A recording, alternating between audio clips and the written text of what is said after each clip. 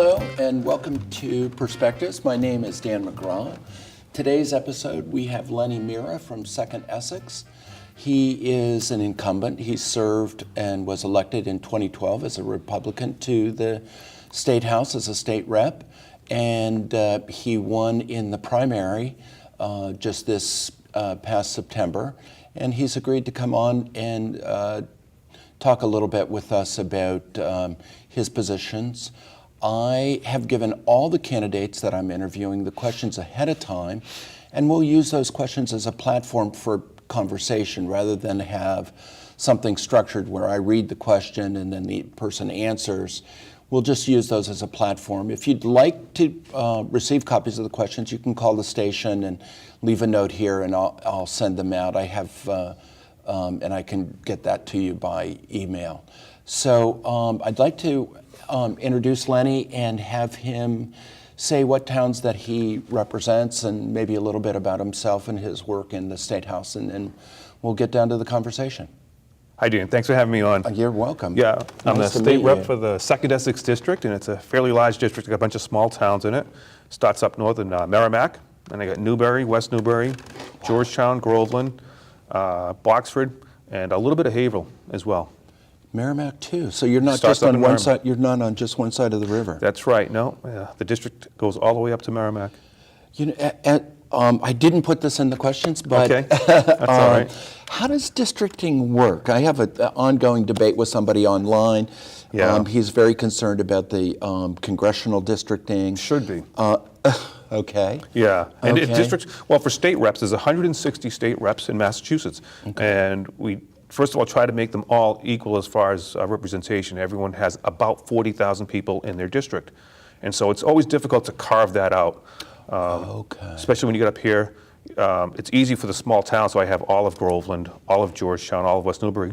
But when you get to a larger city like Haverhill, that's a very big city. Haverhill has 4 state representatives, and I'm just one of those 4, and so I have 2 little precincts in Haverhill. So it's a difficult thing to do sometimes, but what people are concerned about in redistricting, I think, is for federal U.S. representatives. Sometimes that redistricting gets a little politicized, and the party in power can sometimes do things to their advantage to benefit their party, help their party get reelected in certain districts. So, Right. you know, it's my hope that someday the feds will make something uniform for all the states. So places like Massachusetts that are dominated by the Democrat Party cannot redistrict to help them, and places like Texas can't, you know, that they're run by Republicans, they can't redistrict Texas to make their state U.S. reps get reelected. As you probably remember, Barney Frank had a district here that went from like Newton all the way down to Fall River. I mean, it was ridiculous. We got to end things like that, we really do. Okay. But yeah, in Massachusetts, we have 160 state reps, and each state rep gets about 40,000 people in their district. Okay.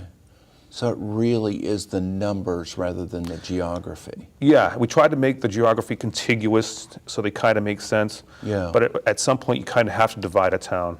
So like in Haverhill, you know, there's no easy way to do it. Okay. And I have like a little section on the Riverside area, like where Market Basket is when you come over the Groveland Bridge. Yeah.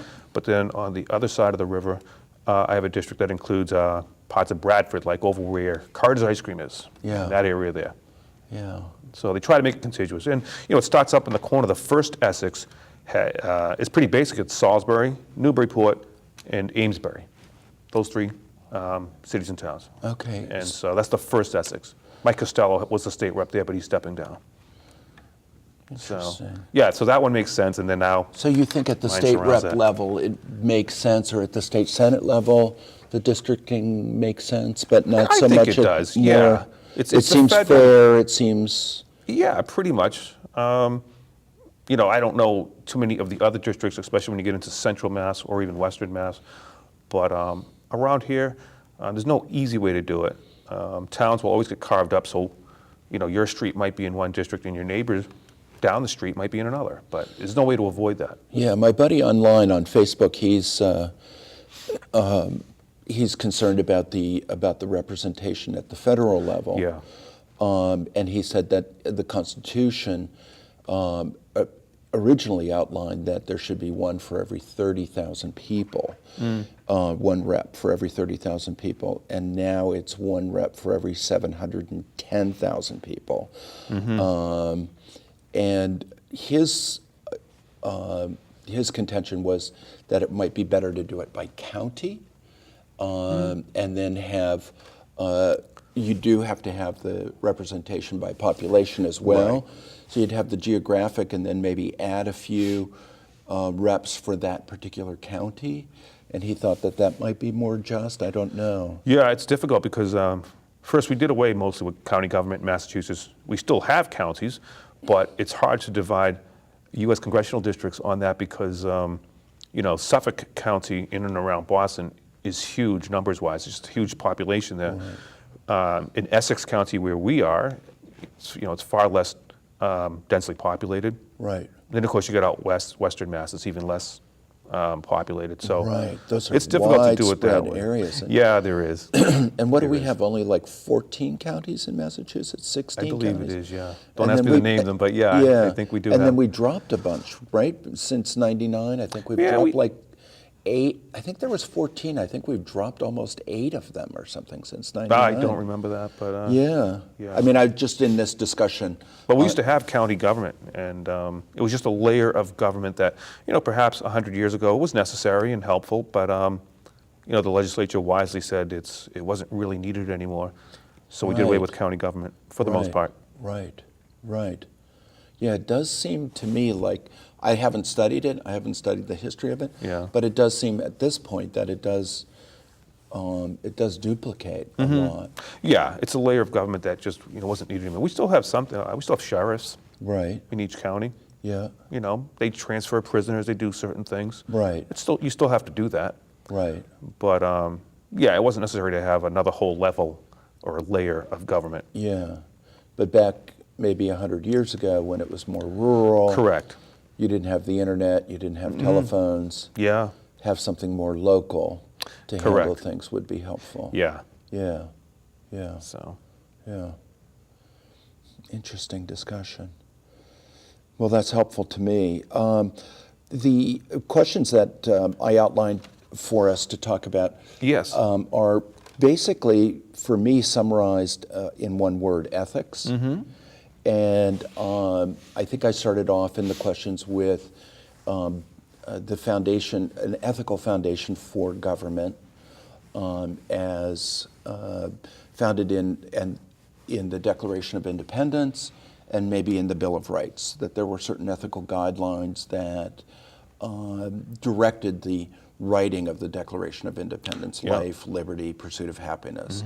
In the First Amendment, you see free speech, freedom of the press, separation, kind of freedom of religion, ideology. Yeah. So that word freedom seems like it kind of is a theme for the United States, individual freedom.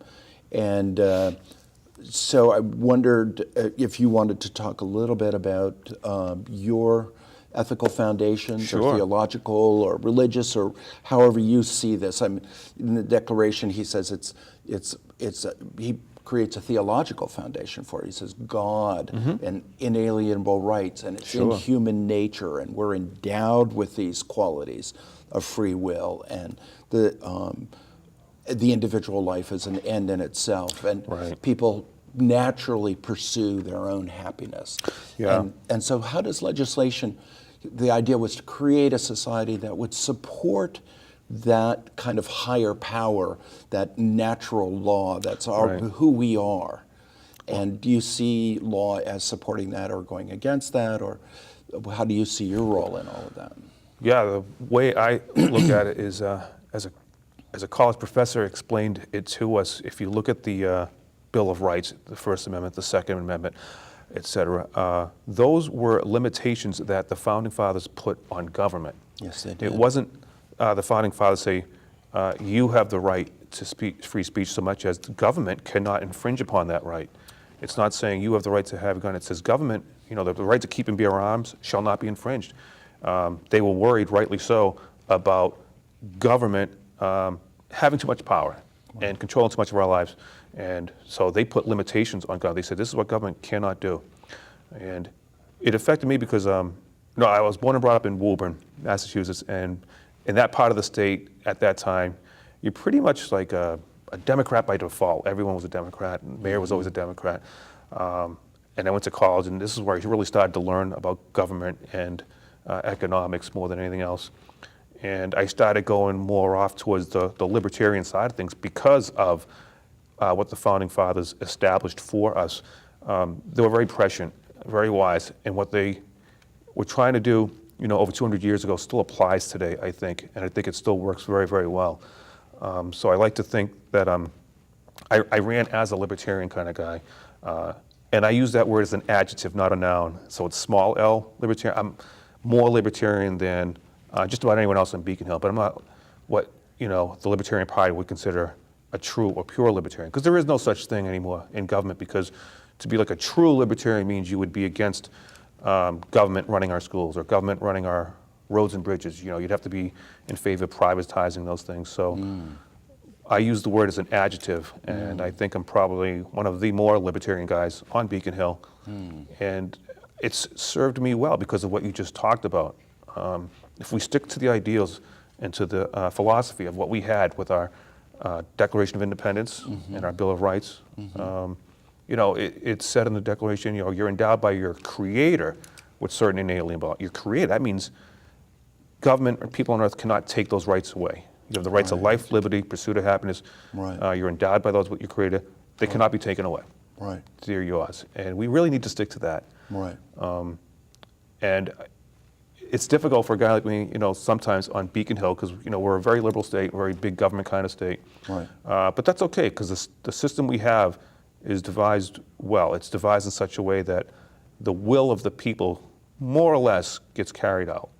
And it's frustrating to people on my side because they see the state going in the wrong direction. But what I try to explain to them is that the state reps elected by other parts of the state, especially like inside 128 in and around Boston, they have quite a different philosophy. They want more government. They want bigger government. They want more services. They want more government interference of how people live their lives. They want that, so they vote for that. They vote for the state reps and the state senators that share that philosophy. So we may not agree with that, Dan, but we have to respect it. You know what I mean? The system works. The people have spoken. In November, they'll get to speak again. And they'll be able to elect a new governor. We're going to elect some maybe new members of Congress, and we'll have new state reps and new state senators. And we may not like, what happens all the time, but we have to respect the process and respect the system, because the elections, hopefully are carried out fairly, and the people's will be carried out. That's packed. Oh, thanks. Yeah. There's so much. There's so many themes that are on this that I want to pick up. But one of the questions I asked you was about that I asked in the questions that I sent out were about this idea of free will and choice, and if there's legislation already on the books that goes against people's free will, where there are things that you would say they are endowed with by their Creator to make their own choices, and that law has come in and stepped in and say, no, you're not allowed to make that choice. Right. Yeah. You have us answering questions on gun regulations, marijuana use, casinos and gambling, and those are all good pertinent issues. In fact, they're timely. We've had debates and votes on those things. In fact, there'll be a ballot question on casinos. We'll have a chance to say, yes, we want casinos to be built, or no, we don't want casinos to be built. And the people are voting on it. It seems a little unfair because it's already been voted on. It's already gone through the legislature. Cities and towns got to vote in favor or against casinos. And I still apply my libertarian values to it, Dan. If the city of Springfield wants a casino, then Springfield ought to be able to put up a casino. They voted on it. That's what their people want. And I just don't like when people on Beacon Hill say, no, I'm sorry, we know better than you do. You cannot have a casino. And I apply that to guns. I applied it to marijuana use, And I fully respect the people who say, casino gambling will create addicts and ruin families. And marijuana will do the same. It will create some addicts and perhaps destroy lives and families. But we have to abide by and respect the concept you talked about, Dan, of free will. I mean, when we ended prohibition, we knew with absolute certainty that people would become alcoholics. We knew that. We knew it would destroy their lives. We knew it would destroy the lives of, some of their families too. It happens to this day. And, alcohol's been legal for a long time now. But we still made it legal. We still left it to the free will of the people, because at the end of the day, adults have to be able to make their own decisions on things like carrying a gun, smoking marijuana, drinking alcohol, or going to a casino. And it's my hope that we will do things like casinos. We'll legalize casinos and marijuana in the same manner, in that government will have that industry taxed so that the tax dollars are used to fund treatment for the addicts in those things. We tried to do that with alcohol. There's a lot of taxes on alcohol, and the money's been squandered. We don't use it to treat alcoholics, but we can do that with marijuana. We can set aside money to treat addiction, and not in the expensive manner we do now by throwing people in jail. It's expensive, and it's wrong, and it's not working. Same thing with gambling, Dan. There will be people that become addicted to gambling, but it's my hope that with the heavy taxes that we impose on the casinos, that some of that money will get used, set aside, to treat people who are addicted. And we can do that. I mean, Right. the great thing about Massachusetts is we got a lot of brain power here. We got a lot of universities and institutions that have been here for over 100 years. Right. And there's some smart people that come out of Harvard, MIT, BU, BC, Mass General. They're treating so many other diseases. Why not those ones? Why not addiction? We can do it, and it's my hope that we will. And I'm going to pursue this the way I always have. I'm sticking to my ideals. I'm a free market guy. I'm a libertarian guy. So if the city of Springfield or the city of Revere wants a casino, I think they ought to be able to build a casino. Yeah. Yeah. Yeah. Well, I heard I had somebody that ran for Congress here back in 2012, Tom Weaver, and he said that the difference between a republic and a democracy is that a republic is a democracy, is a vote, and there's two wolves and a sheep. And they're Right. voting on What's for dinner? what's for dinner. That's right. And in a republic, it can't be sheep. I see. Yeah. So that in a republic you have a law, Yeah. so the democracy, you keep using the will of the people, is still limited by law. Correct. Yeah. So just because we've had so many abuses with democracy, right? Oh, well, the majority ruled, that doesn't mean that it was moral, doesn't mean that it was Correct. ethical. Because you have a law, because something is legal, doesn't mean that it's ethical. That's exactly right. And so if you have these, you have these ethical foundations that that it limits the will of the people, Yeah. So at the State House, state government you're right, it's a republic. It is a We have republic. elected officials voting on laws. Democracy, I guess, is more like the town meeting. Yes. Where the people in, say, the town of West Newbury go to the town meeting, and someone wants to buy, whatever, a new fire truck. There's a show of hands. Right. Yea or nay. That's democracy. Right. And the majority will rule. Right.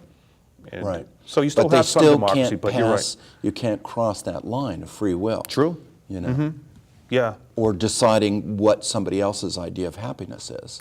And Yeah. you can't pursue this or you can pursue this. That's it. Yeah. In terms of like prohibition of drugs, for instance, I think of prohibition of alcohol. Drugs and alcohol were legal up until the 30s, or no, the 20s. 1919, I guess, was the alcohol prohibition. So, and drugs were not included in that until after they pulled back the alcohol with prohibition, and then they started prohibiting the drugs. And it was like, it seemed to me that prohibition just created crime. Yeah. Created a Sure black did. market. And for entrepreneurs that weren't making it, in the kind of mainstream, it created jobs for them in the underworld. And then you have, as you were saying, you fill the jails with people who are trying to provide a want of the customer, and it's I mean, who's to say what I put in my body Yeah, in the privacy of my own home, exactly. you know? Yeah, you can buy a kit to make your own beer. You can grow grapes and make your own wine. Yeah. You can do it right in your backyard. Right. You know, and if you grew marijuana and smoked it yourself, as long as you're not selling it, distributing it, Right. because you can't do that with the beer you make. You can't Right. sell the wine you make without licensing. Right. You can do the same with marijuana. I mean, if Right. you're growing that in your backyard and smoking it and not harming anyone else, Right. you know, government needs to look at it in the same manner. You know, it's your business, it's your life. And if it's taxed, then, and that tax is set aside for rehab purposes, then any damages that somebody does under the influence, Yeah. they would have already paid for. So it's, yeah, correct. So then it wouldn't fall on the community who says, well, I don't want to do drugs, or I don't want to do alcohol, or I don't want to smoke marijuana. Why should I pay for the consequences of their decisions? And I think that's fair. Yeah. Why should they pay for the consequences of my decisions? You're right. But It is if fair. there is a tax on it that they pay up front, and that's set aside for the consequences of their behavior, then they're Yeah. paying for their consequences of their behavior. The rest of us are not, who've decided we don't want to do that. Exactly. Yeah. So there can be fairness built into that. Yeah. I think Sure they can. And I think that's an ethical foundation for me is are things fair? Are they just? And I had another interesting question that I sent to you. Interesting to me. According to the Constitution, federal senators were elected by the state legislatures Yeah. up until 1916. Right. That was also happened to be the year that the federal income tax amendment was Go figure. passed, which said that it was legal to directly tax our income, and Yeah. which the Constitution had said it was not. You could not directly tax somebody's income. But I move away from the question. So the 17th Amendment was passed, and it said that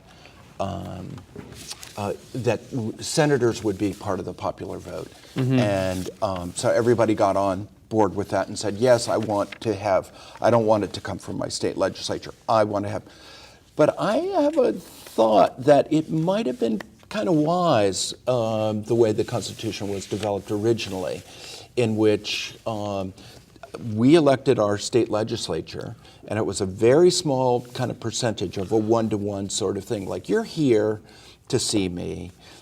Diana DeZoglio is going to come in. Yep. Linda Dean Campbell's going to come in. Oscar Camargo came in.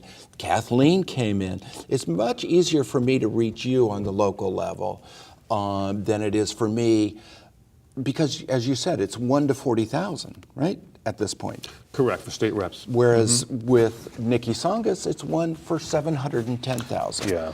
And for Ed Markey, it's 1 The entire state population. whichever is what, I don't know, 20 million or something like that. I mean, it must be a lot of people. It's millions, yeah. So if I call his office, who am I?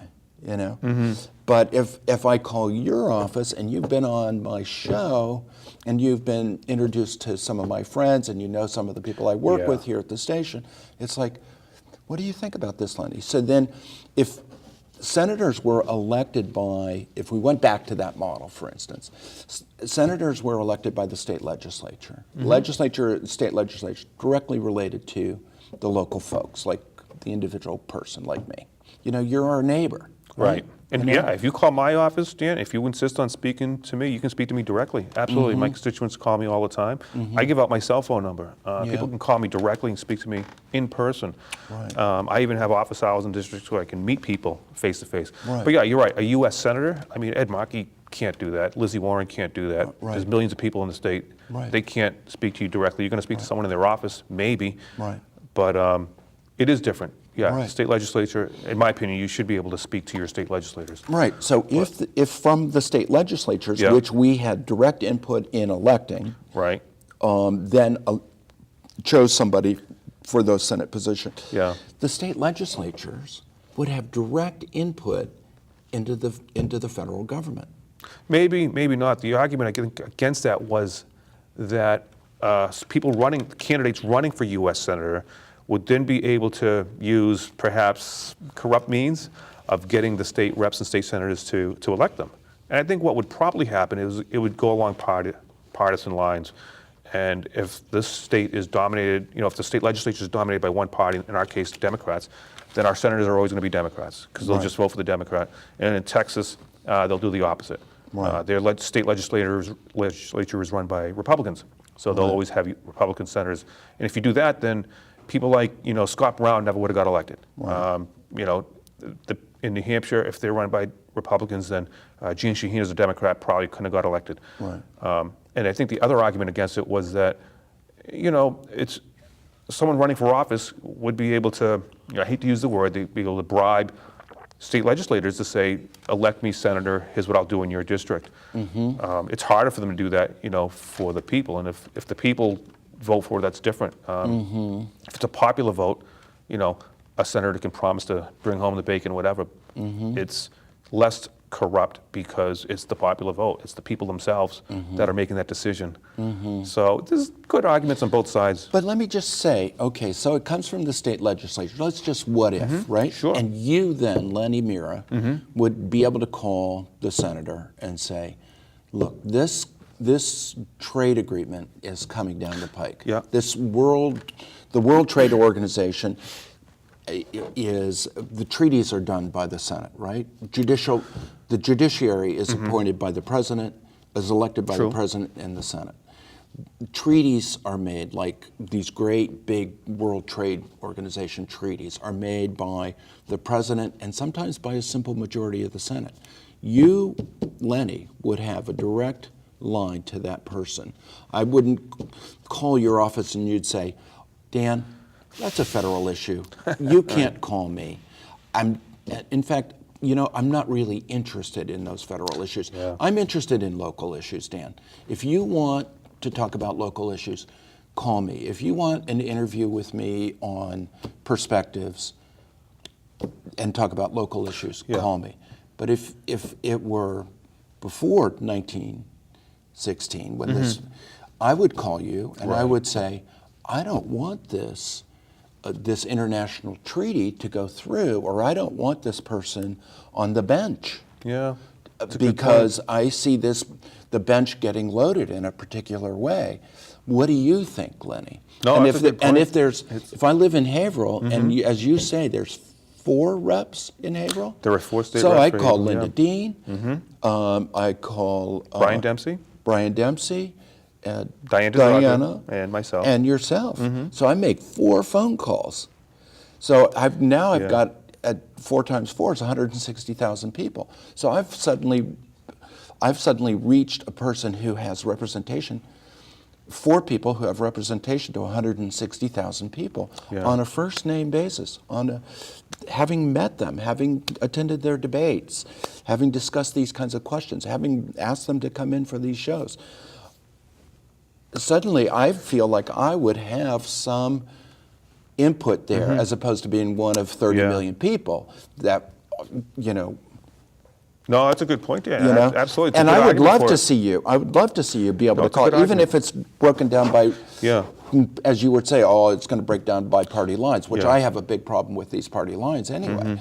This 2-party system. It's like, well, what happened to diversity in our elections? Yeah.